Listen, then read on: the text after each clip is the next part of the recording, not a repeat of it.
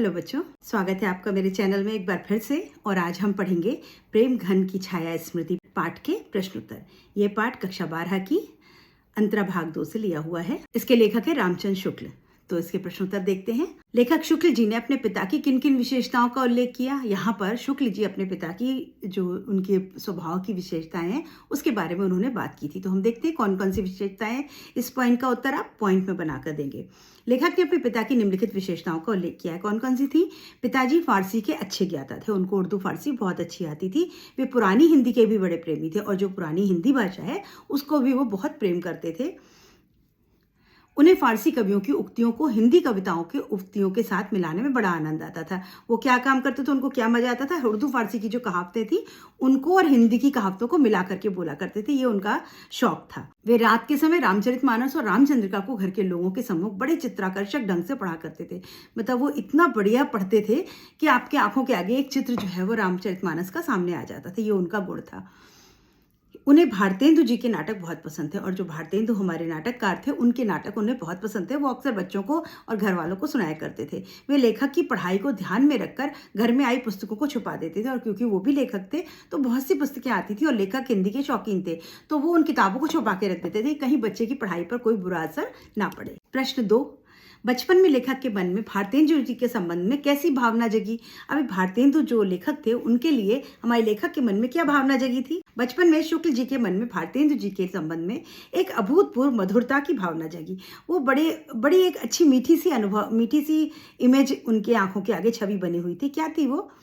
उनकी आयु में उस समय केवल 8 वर्ष की थी। उनकी आयु 8 वर्ष की थी और उनकी जो बच्चे की बुद्धि थी, बाल बुद्धि, उसमें सत्यवादी हरिश्चंद्र के नाटक के नायक जो राजा हरिश्चंद्र थे नाटक, वो और कवि हरिश्चंद्र में कोई भेद नहीं कर पाते थे। भारतेंदु हरिश्चंद्र जो लेखक थे वो और हरिश्चंद्र राजा हरिश्चंद्र, सत्यवादी हरिश्चंद्र वो नायक और लेखक, उनको लगता था ये दोनों एक ही हैं, ये अलग अलग नहीं है। वे दोनों को एक ही समझते थे। हरिश्चंद्र शब्द से दोनों ही एक मिलीजुली भावना का अनुभव करते थे। उनके बारे में एक अपूर्व माधुर्य का संचार उनके मन में होता। जैसे ही वो ये नाम सुनते भारतेंदु हरिश्चंद्र तो उनके मन में एक अलग ही भाव जो है वो आ जाते थे। जब उन्हें पता चला कि मिर्जापुर में भारतेंदु के एक मित्र रहते हैं तो उन्हें उनके बारे में जानने की उत्कंठा जाग गई। उनको पता चला कि जो लेखक भारतेंदु जी हैं वो मिर्जापुर में रहते हैं तो उन्होंने सोचा चलो उनसे मिल करके आते हैं। तो वो मिर्जापुर उनसे मिलने के लिए उनके मन में एक उत्सुकता जागी। प्रश्न 3, उपाध्याय बद्री नारायण चौधरी प्रेम घन की पहली झलक लेखक ने किस प्रकार देखी। उपाध्याय बद्री नारायण चौधरी ये भी एक लेखक थे। प्रेम घन उनका जो निकनेम था वो प्रेम घन था। अब ये जो मित्र थे ये कौन थे? भारतेंदु जी के मित्र थे। तो ये उनको देखने का इनका मन हुआ। तो जब ये पता चला तो उनको प्रेम घन की झलक जो उन्होंने पहली देखी वो कैसे देखी उसका प्रश्न है यहाँ पर। जब लेखक मिर्जापुर के नगर में बाहर रहते थे वहीं उन्हें पता चला कि भारतेंदु जी के एक मित्र उपाध्याय बद्री नारायण चौधरी जो कि प्रेम घन के नाम से मशहूर है वो वहां रहते हैं। तो 1.5 मील का सफर तय करके सभी बच्चे जो थे वो छोटे बच्चे वो उस मकान के नीचे पहुंच गए जहां प्रेमघन जी रहते थे। प्रेमघन से मिलने की योजना बनाई गई। कुछ दिन बालकों को एकत्रित किया गया, कुछ उन बच्चों को एकत्र किया गया जो चौधरी साहब के मकान से परिचित थे। अभी कुछ बच्चे जो उनका घर जानते थे उनको इकट्ठा किया और उनके मकान के नीचे पहुंच गए। उन्हें आगे किया। नीचे का बरामदा खाली था, ऊपर का बरामदा लताओं के जाल से आवृत था। अभी उन्होंने देखा कि नीचे तो वरांडा जो था वो खाली था, ऊपर के बरामदे में बड़ी सारी लताएं पेड़ों की लटकी हुई थी। लेखक ने जैसे ही ऊपर देखा काफी देर बाद लताओं के बीच ऊपर देख रहे थे कौन किसका घर है, कैसे ढूंढे कैसे जाए। तभी अचानक उनको प्रेमघन जी की छवि दिखाई दी। देखा कि प्रेमघन जी ऊपर खड़े हुए हैं और कंधे तक उनके बाल बिखरे थे। देखते देखते ये मूर्ति दृष्टि से उजल गई। एक मूर्ति की तरह जो है वो एक पेड़ों के बीच में वो प्रेमघन जी खड़े थे और थोड़ी देर बाद जब उनकी नजर मिली तो देखा कि वो तो हट गए, वहां से वो चले गए हैं। यही बद्री नारायण चौधरी की पहली झलक थी जो लेखक ने देखी थी और ये पहली झलक जो थी लेखक ने उनकी देखी और यही उनके दिल में बस गई थी। तो जब कोई किसी को बहुत चाहता है, किसी के मन में बहुत श्रद्धा बहुत प्यार होता है तो उसकी एक झलक देखने के लिए लोग कितने लालायित हो जाते हैं। जैसे आजकल तो बच्चे जो है वो फिल्म स्टार्स की चले एक झलक, क्रिकेटर्स की एक झलक देखने के लिए कितने बेचैन होते हैं। उसी प्रकार लेखक के मन में प्रेमघन को देखने की इच्छा थी। प्रश्न 4, लेखक का हिंदी साहित्य के प्रति झुकाव किस प्रकार बढ़ता गया। अब ये हिंदी में इनको बहुत आनंद आता था और धीरे धीरे इनका रुझान जो था वो और अधिक बढ़ गया। वो कैसे बढ़ा यहाँ आपको लिखना होगा। तो पाठ की आप सभी घटनाओं का वर्णन करते हुए यहाँ पर आप लिखेंगे। लेखक के घर में हिंदी का वातावरण तो बचपन से ही था। वह ज्यों ज्यों सयाना होता गया, सयाना मतलब बड़े बड़े होते गए, जैसे जैसे बड़े होते गए त्यों त्यों हिंदी साहित्य की ओर उसका झुकाव बढ़ता गया। वैसे वैसे हिंदी साहित्य की तरफ उनका मन जो था वो उसमें और लगने लगा। जब वह क्वींस कॉलेज में पढ़ता था तब स्वर्गीय रामकृष्ण वर्मा उनके पिताजी के सहपाठियों में से एक थे। रामकृष्ण वर्मा भी लेखक हैं। वो इनके पिताजी के साथ में पढ़े हुए थे। लेखक के घर में भारत जीवन प्रेस की पुस्तकें आया करती थी। अभी इनके घर में भारत जीवन प्रेस जो था वहाँ से कुछ पुस्तकें भी हमेशा आती थी। मतलब एक माहौल जो था वो कैसा था, हिंदी का माहौल था। पर पिताजी उसे छिपा देते थे कि कहीं बेटे के चित्त जो है वो स्कूल की पढ़ाई से ना हट जाए। उन्हीं दिनों पंडित केदारनाथ पाठक के एक हिंदी पुस्तकालय खोला। अभी पंडित केदारनाथ जो थे उन्होंने एक पुस्तकालय खोला। अभी यहाँ पे जितने भी नाम लिए जा रहे हैं बच्चों, ये हिंदी के बड़े बड़े दिग्गज लेखक हैं। और लेखक वहाँ जब उनको घर में पुस्तकें पढ़ने को नहीं मिलती तो ये पुस्तकालय चले जाते, वहाँ से पुस्तक ला करके पढ़ा करते। बाद में लेखक की पाठक जी के साथ गहरी मित्रता हो गई और पाठक जी बड़े खुश होते कि अरे वाह कितना अच्छा लड़का है, इसको हिंदी में कितना शौक है और वो किताब आके पढ़ता है। 16 वर्ष की अवस्था तक पहुँचते पहुँचते उसे समवयस्क हिंदी प्रेमियों की अच्छी खासी मंडली बन गई। अब जब ये 16 साल के हुए तब तक इनकी जितने दोस्त मित्र थे वो सब हिंदी से प्रेम करने वाले लोग थे, सभी लेखक थे। इनकी एक अच्छी खासी मंडली बन गई थी। इनमें एक मुख्य कौन कौन थे? काशी प्रसाद जायसवाल, भगवान दास हालना, पंडित बद्रीनाथ गौड़, पंडित उमाशंकर द्विवेदी आदि। ये कुछ नाम याद रखने पड़ेंगे बच्चों। इस मंडली में हिंदी के नए पुराने लेखकों की चर्चा होती। अब ये जो मंडली थी ये बैठ करके लेखकों की हिंदी की चर्चा किया करती थी। अब शुक्ल जी भी स्वयं को लेखक मानने लगे थे और ये खुद भी लेखनी कार्य करते थे और अपने आप को लेखक मानने लग गए थे। इस प्रकार इनका झुकाव हिंदी साहित्य के प्रति बढ़ता चला गया और धीरे धीरे ये हिंदी में इनका जो प्रेम था हिंदी के प्रति वो बढ़ता चला गया। अभी प्रश्न है, निसंदेह शब्द को लेकर लेखक ने किस प्रकार का प्रसंग का जिक्र किया है? अभी यहाँ इनकी मंडली को निसंदेह कहा जाता था, तो उन्होंने क्या जिक्र किया है वो कहानी आपको यहाँ लिखनी है। लेखक और उनके मित्रों की बातचीत प्रायः लिखने पढ़ने की हिंदी में हुआ करती थी। ये लोग बातचीत किस में करते थे? जो पढ़ने लिखने की हिंदी मतलब शुद्ध जो भाषा थी उसमें करते थे। इसमें निसंदेह शब्द प्रायः आया करता था। तो ये लोग क्योंकि शुद्ध शब्द बोला करते थे तो अक्सर से बातचीत में निसंदेह ऐसा ही होगा, निसंदेह हम हिंदी पढ़ेंगे, निसंदेह हम ये करेंगे। तो ये निसंदेह शब्द अक्सर से आता था। जिस स्थान पर लेखक रहा करता था वहाँ अधिकतर लोग कौन रहते थे? वकील, मुख्तार, कचहरी के अफसर, कर्मचारी, वो सब उर्दू में बोलने वाले लोग थे। तो उनको ये बातें बहुत समझ में नहीं आती थी। तो लेखक मंडली की जो हिंदी बोली थी वो कुछ अनोखी सी लगती थी उनको कि कैसे कैसे शब्द बोलते हैं ये लोग, शुद्ध शब्दों का प्रयोग करते थे, तो उनको वो थोड़ी अजीब लगती थी। इस कारण उन्होंने उस मंडली का नाम क्या रख दिया? निसंदेह रख दिया। तो इनकी इस तरह से इनकी मित्र मंडली का नाम क्या हो गया? निसंदेह। पाठ में कुछ रोचक घटनाओं का उल्लेख है। ऐसी 3 घटनाएं चुनकर अपने शब्दों में लिखिए। अभी पाठ में कुछ मजेदार घटनाएं हैं, उनमें से आपको कोई 3 घटनाएं लिखनी है। कौन कौन सी? एक बार की बात है कि मिर्जापुर में एक प्रतिभाशाली कवि वामनाचार्य गिरी रहते थे। एक दिन वे सड़क पर चौधरी साहब के ऊपर एक कविता जोड़ते चले जा रहे थे। अंतिम चरण अभी बाकी रह गया था। उन्हें बरामदे में चौधरी साहब कंधों पर बाल छिटकाए खंबे के सहारे खड़े दिखाई दिए। बस बावन जी का कविता इस पंक्ति के साथ पूरा हो गया। खंबा टेकी खड़ी जैसे नारी मुगलाने की। अब उन्होंने जोड़ा, अर्थात चौधरी साहब मुगल रानी के समान लग रहे हैं। उनके लंबे बालों को देख करके उन्होंने ये कविता बना दी। तो ये एक रोचक घटना थी। वो जो चौधरी साहब थे वो इधर उधर की तुकबंदियां करते रहते थे। दूसरी घटना, चौधरी साहब के पड़ोसी उनके पास पहुंचे। उनसे देखते ही सवाल किया, क्यों साहब, एक लफ्ज़ मैं अक्सर सुना करता हूं पर उसका अर्थ समझ नहीं आता। आखिर घनचक्कर शब्द का क्या माने है? उसके क्या लक्षण होते हैं? तो पड़ोसी महाशय तुरंत बोले, वाह, यह क्या मुश्किल बात है। एक दिन रात को सोने से पहले कागज कलम पर सवेरे से रात तक जो जो काम किए हो सब लिख जाइए और फिर पढ़िए। अर्थात ऐसा व्यक्ति ही घनचक्कर होगा। मतलब जो आदमी दिन भर सुबह से लेकर शाम तक काम क्या करा है वो सब कागज पे लिखे और फिर उसको पढ़े तो वो क्या होगा? घनचक्कर मतलब पागल। वो ऐसा व्यक्ति को भी घनचक्कर कहते हैं। ये एक व्यंग था। तो इस तरह की बातें उनके जीवन की कुछ घटनाएं हैं जो मज़ेदार हैं। तीसरी घटना, एक बार गर्मी के दिनों में कोई आदमी छत पर बैठकर चौधरी साहब से बातचीत करते रहे थे। चौधरी साहब के पास एक लैंप जल रहा था। तभी लैंप की बत्ती भभकने लगी, मतलब बुझने लगी। चौधरी साहब मुझे बुझाने के लिए नौकरों को आवाज़ देने लगे। लेखक ने चाहा कि वे आगे बढ़कर बत्ती को नीचे गिरा दे, पर बद्रीनारायण ने तमाशा देखने के विचार से लेखक को रोक दिया। उन्होंने कहा, रुको रुको, देखो अभी मजा। और चौधरी साहब कहते जाते, अरे जब फूट जाई तब चलत आवा का, मतलब जब फूट जाएगा तभी आओगे। मतलब खुद हिलना नहीं है, कुछ किसी को कहना नहीं है, नौकर को बुला रहे कि वो आएगा तो वो लैंप बंद करेगा। और अंत में चिमनी ग्लोब सहित चकनाचूर हो गई और वो भभकने लगी, मतलब जोर जोर से आग निकलने लगी और उसकी चिमनी जो थी वो टूट गई। मतलब ये सब मज़ेदार किस्से थे जो लेखक के जीवन में हुए।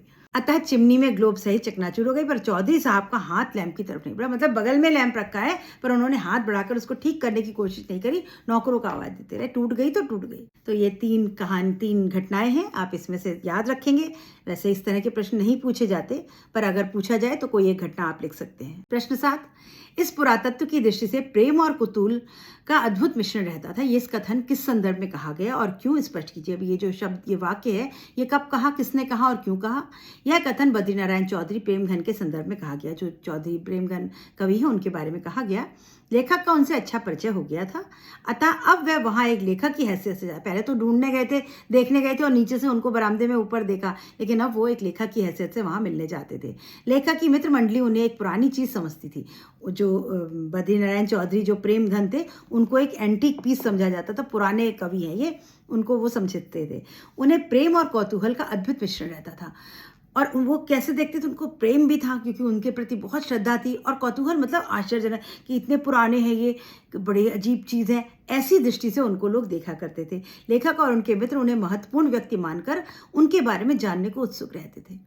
तो वो एक इम्पॉर्टेंट और पुराने व्यक्ति थे, इसीलिए उनके लिए ये वाक्य कहा गया कि इस पुरातत्व की दृष्टि से, पुरातत्व मतलब पुरानी चीज़, एंटीक पीस के दृष्टि से प्रेम और कौतूहल का अद्भुत मिश्रण रहता था। वो लोग कैसे देखते थे उनको, उनकी दृष्टि में 2 भाव रहते थे, प्रेम का भी रहता था और कौतूहल यानी आश्चर्य का, कुछ जानने की उत्सुकता का भाव उनके लिए रहता था। किसके लिए? बद्रीनारायण चौधरी प्रेमघन के लिए। प्रश्न 8, प्रस्तुत संस्मरण में लेखक ने चौधरी साहब के व्यक्तित्व की किन किन पहलुओं को उजागर किया? अभी ये जो संस्मरण है, इसमें ये आप याद रखेंगे बच्चों, इस पाठ के किसी भी प्रश्न का उत्तर लिखते समय अगर आप ये लिख दें कि प्रस्तुत पाठ एक संस्मरण है जिसको कि रामचंद्र शुक्ल ने लिखा है, तो आपके एक आध जो मात्राओं की गलतियां हैं उसको भी नज़रअंदाज करके आपको पूरे नंबर मिलेंगे। तो ये एक संस्मरण है। चौधरी साहब के व्यक्तित्व में किन किन पहलुओं को उजागर किया है उसको लिखना है आपको। प्रस्तुत संस्मरण में लेखक ने चौधरी साहब के व्यक्तित्व के निम्नलिखित पहलुओं को उजागर किया। क्या क्या गुण थे उनमें? आकर्षक व्यक्ति था, दिखने में बड़े अच्छे लगते थे, लंबे कंधे तक बाल और मूर्ति के समान सौंदर्य उनका। तभी उनको वामनाचार्य जी ने क्या कहा था? मुगलानी नारी, यानी मुगलों में जैसे स्त्रियां होती हैं सुंदर, ऐसे वो लगते थे। रईस प्रवृत्ति वाले थे और रईस जाते थे। रईस चौधरी साहब एक अच्छे खासे हिंदुस्तानी रईस थे। उनकी हर अदा से रियासत और तबीयतदारी टपकती थी। नहीं लैंप छुआ नहीं, नौकरों को आवाज दे रहे, भले वो टूट गया तो टूट गया। जब वे टहलते थे तो एक छोटा लड़का पानी की तश्तरी लिए उनके आगे पीछे टहला करता था। मतलब इतनी रईसी थी उनके पास। उत्सव प्रेमी, उनको उत्सव मनाने में बड़ा सबको घेर बटोर करके इकट्ठा करते थे। बसंत पंचमी, होली आदि रंग नाच करते चलता था।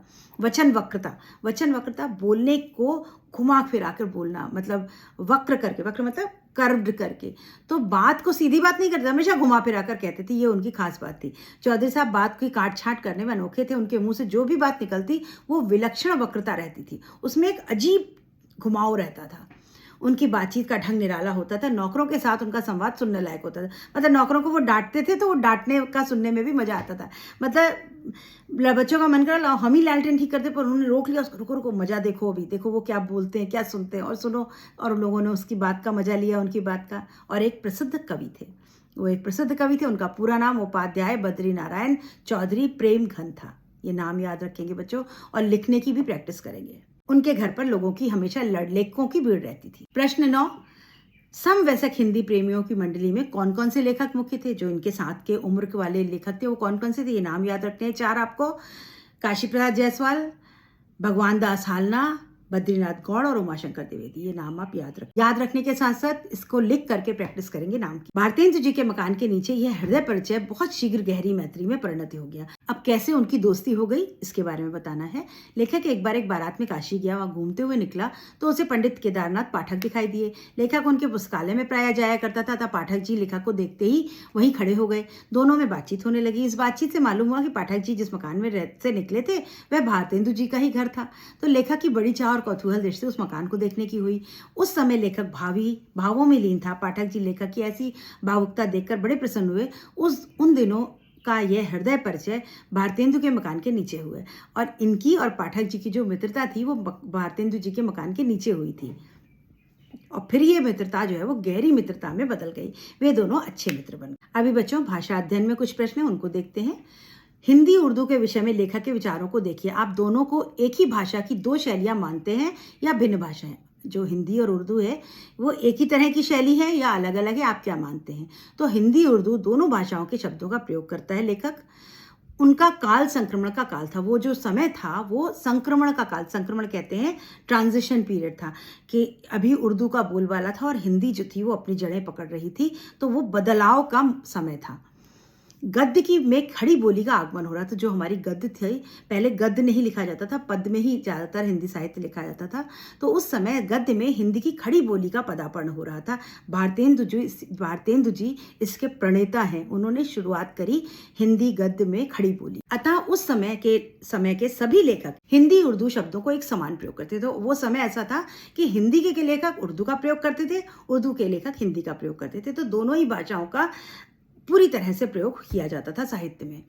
अतः हम इन दोनों भाषाओं को अलग अलग मानते हैं, लेकिन हम और आप लेखक पाठक लोग जो हैं वो कैसे हैं? लेखक नहीं, पाठक लोग जो हैं वो क्या है? हम लोग इसको अलग अलग मानते हैं। हिंदुस्तानी की ये दोनों शैलियाँ हो सकती हैं, पर हिंदी उर्दू दोनों भाषाओं में अंतर है। ये हमारी हिंदुस्तान की दोनों शैलियाँ हिंदुस्तानी हैं, लेकिन दोनों भाषाओं में अंतर है और दोनों भाषाएं अलग हैं, बिल्कुल अलग हैं। दूसरा प्रश्न है बच्चों, चौधरी जी के व्यक्तित्व को बताने के लिए पाठ में कुछ मजेदार वाक्य आए हैं, उन्हें छाट कर लिखिए। तो आपको 1-2 वाक्य इसके याद कर लेने हैं कि चौधरी जी के बारे में अगर कहा जाए तो कौन से मजेदार वाक्यों का प्रयोग हुआ है। कौन कौन से थे वह? दोनों कंधों पर बाल बिखरे हुए थे। इस वाक्य से पता चलता था कि चौधरी जी लंबे लंबे बाल रखते थे। जो बातें उनके मुंह से निकलती थी उसमें विलक्षण वक्रता हुआ करती थी, यानी वो बातों को घुमा फिरा के कहते थे। अरे जब फूट जाइए तबे चले आवत, ये बात भी आप लिख सकते हैं कि ये वहाँ की जो देशज भाषा थी उसका प्रयोग किया है। अभी यहाँ एक प्रश्न है, पाठ की शैली की रोचकता पर टिप्पणी कीजिए। अभी जो पाठ है जिस शैली में लिखा गया बड़ी रोचक शैली है, आपको क्या मजेदार बात है, क्या खासियत है, ये आपको लिखना होगा। प्रेम घन की छाया स्मृति पाठ की शैली रोचक है। सामान्यतः शुक्ल जी की शैली को काफी क्लिष्ट माना जाता है। रामचंद्र शुक्ल जो थे वो हमेशा कठिन भाषा का प्रयोग करते थे और बड़ी कठिन शैली में लिखा करते थे, किंतु यह पाठ इस धारणा का अपवाद है। लेकिन ये वाला पाठ उतना कठिन नहीं है, बल्कि ये आसान है। इस पाठ में लेखक ने रोचक शैली का अनुसरण किया। पाठ में वर्णित विभिन्न घटनाएं रोचक शैली में वर्णित की गई हैं। प्रेमघन जी के मुख से जो बातें कहलाई गई वे स्थानीय भाषा, मतलब बड़े देशज शब्दों का प्रयोग किया है, देसी लोकल लैंग्वेज का प्रयोग किया गया है, अतः रोचक है। लेखक अपने बारे में भी बड़े रोचक ढंग से बताता है। रामचंद्र शुक्ल जी भी अपने बारे में जो बातें बताई वो भी बड़े मजेदार ढंग से बताई हैं। 1-2 स्थलों पर रोचक प्रसंगों का भी समावेश हुआ है। तो यानी ये भाषा शैली कैसी है? रोचक है। जबकि रामचंद्र शुक्ल जो है वो कठिन भाषा के लेखक हैं। तो बच्चों यहाँ पर आपकी पाठ के सभी प्रश्न खत्म होते हैं।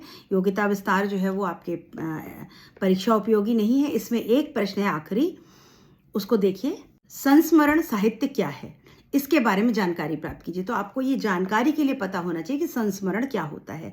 संस्मरण किसी दृश्य या घटना या व्यक्ति का हो सकता है।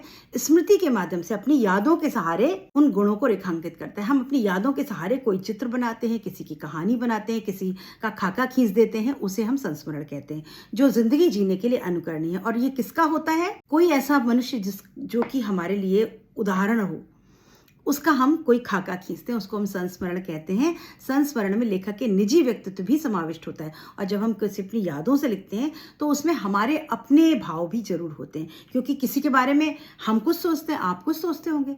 तो जो अगर मैं किसी का खाका खींचूं याद करके, तो मैं अपने अनुसार खींचूंगा, तो अपने भाव लेखक के भी उसमें आ जाते हैं। हिंदी में द्विवेदी युग में सरस्वती मासिक पत्रिका के माध्यम से संस्मरण प्रकाशित होने प्रारंभ हुए। पहली बार संस्मरण का प्रकाशन कहाँ हुआ? द्विवेदी युग में सरस्वती पत्रिका में हुआ था। और ये हमारे भारतीयों ने लिखे थे, जिसमें कौन कौन मुख्य थे? महावीर प्रसाद द्विवेदी, राम कुमार खेमका, जगत बिहारी सेठ, पांडुरंग, रामप्यारे लाल, काशी प्रसाद जायसवाल, जगन्नाथ खन्ना आदि उल्लेखनीय योग्य संस्मरण लेखक। ये सब संस्मरण लिखने के लिए बहुत प्रसिद्ध लेखक हैं जिन्होंने ये लिखा। तो अगर इनके नाम नहीं याद होते तो भी आपको बस इतना पता होना चाहिए कि संस्मरण कहते किसे हैं। और ये किस युग में शुरुआत हुई? द्विवेदी युग में इसकी शुरुआत हुई थी। द्विवेदी युग हिंदी के इतिहास में युगों को अलग अलग युगों में बांट दिया गया है। तो ये प्राचीन हिंदी के काल हैं, भारतेंदु युग, द्विवेदी युग, इस तरह से। उम्मीद करती हूँ आपको सभी प्रश्नोत्तर समझ में आ गए होंगे। अच्छा पाठ है, रोचक पाठ है, कुछ बातें इसमें याद करने की हैं। याद करिए और आप सभी प्रश्नों के उत्तर दे पाएंगे। नहीं समझ में आता तो वीडियो को रिपीट करके देखिए। और बच्चों कोशिश करिए 2 शब्दों में सही मुझे कमेंट करें आप। Goodbye. मिलते हैं अगले वीडियो में अगले पाठ के साथ।